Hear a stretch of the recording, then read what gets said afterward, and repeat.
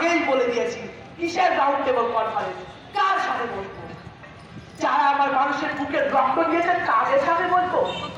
তারপরে হঠাৎ আমার সাথে পরামর্শ না করে 5 ঘন্টার গোপন বৈঠক করে যে বক্তৃতা তিনি করেছেন তাদের সব দোষ থেকে আমার উপর দিয়েছে, বাংলার মানুষের উপর দিয়েছে।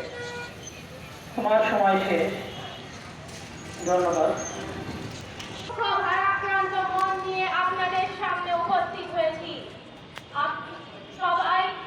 আপনারা সবাই জানেন এবং বোঝেন আমরা আমাদের জীবন দিয়ে চেষ্টা করেছি, কিন্তু দুঃখের বিষয় আজ ঢাকা, চট্টগ্রাম, খুলনা, রংপুরে আমার ভাইয়ের রক্তের রাজপথ রঞ্জিত হয়েছে।